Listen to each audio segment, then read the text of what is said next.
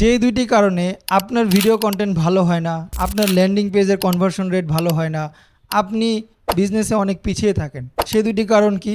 এক হচ্ছে buying reason নিয়ে কাজ করা হয় অনেক বেশি, নাম্বার 2 হচ্ছে ডিসিশন মেকিং নিয়ে কাজ করা হয় অনেক কম। এখন জিনিসটা কি? বাইং রিজনটা হচ্ছে আপনার প্রোডাক্ট সম্পর্কে কাস্টমারকে আপনি জানাচ্ছেন। তো এখন আপনার কাছে আমার প্রশ্ন, আপনিও যেমন জানাচ্ছেন, আপনার কম্পিটিটরও তো জানাচ্ছে, তাহলে আপনার কাছ থেকে কেন কিনবে?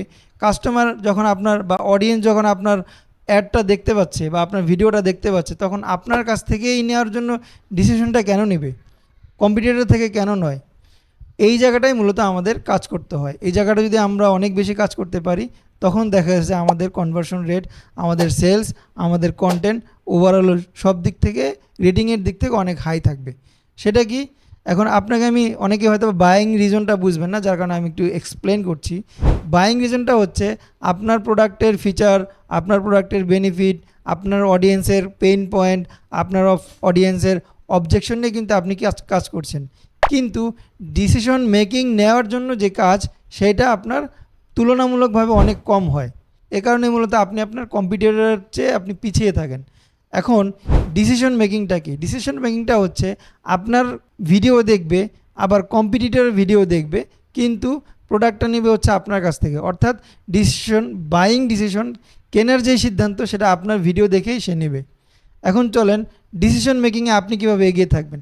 ডিসিশন মেকিংয়ে এগিয়ে থাকার জন্য আপনাকে যেটা করতে হবে, আপনার প্রোডাক্টের বেনিফিটস তো আপনি অলরেডি বলছেন, এটার সাথে অ্যাড করতে হবে আপনার বিজনেসের বেনিফিট, প্লাস এটার সাথে অ্যাড করতে হবে আপনার USP. USP means unique selling proposition, বা কেউ কেউ বলে ইউনিক সেলিং পয়েন্ট। এই দুইটা বিষয় নিয়ে আপনাকে কাজ করতে হবে অনেক বেশি। এখন এটা আপনি কিভাবে করবেন? হ্যাঁ, এটা অনেকভাবেই করা যায়। আপনার যদি প্রোডাক্টের কোয়ালিটি যদি লেস থাকে, এটাকে হাই করতে পারেন।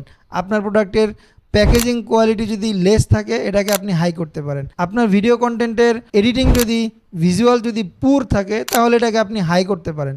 আপনার কন্টেন্টের যে লেখা, আপনি প্রাইমারি টেক্সট লিখছেন, ক্যাপশন লিখছেন, এখানে আপনি ইমপ্রুভ করতে পারেন। আপনি যে কল টু অ্যাকশন দিচ্ছেন, এখানে আপনি ইমপ্রুভ করতে পারেন। অর্থাৎ কাস্টমার যাতে ডিসিশন নেওয়ার জন্য আপনারটাই বেস্ট মনে করে, সেই জায়গাটা আপনাকে মূলত কাজ করতে হবে। তো এখন থেকে যে দুইটা জিনিস কাজ করবেন, বাইং রিজন নিয়ে আপনি অনেক বেশি অলরেডি কাজ করছেন, এখন থেকে এটার সাথে প্লাস দিবেন ডিসিশন মেকিং রিজন নিয়ে আপনি কাজ করবেন। তাহলে আপনার কন্টেন্ট, আপনার ভিডিও কন্টেন্ট, আপনার ল্যান্ডিং পেজের কন্টেন্ট, আপনার ইমেজ কন্টেন্ট, সেটা হোক আপনার অ্যাডস, সেটা হোক আপনার অর্গানিক, দুই কেন্দ্রিকে আপনার ভিডিও এবং আপনার ওভারঅল বিষয়গুলো আপনার অনেক বেটার হবে। ফলে আপনার সেলসের পরিমাণ বেড়ে যাবে ইনশাআল্লাহ। তো পরবর্তী ভিডিওতে দেখা হচ্ছে। আপনি যদি এই চ্যানেলে নতুন হয়ে থাকেন, তাহলে চ্যানেলটি সাবস্ক্রাইব করে রাখবেন, যাতে পরবর্তী ভিডিও আপনি সহজেই পান।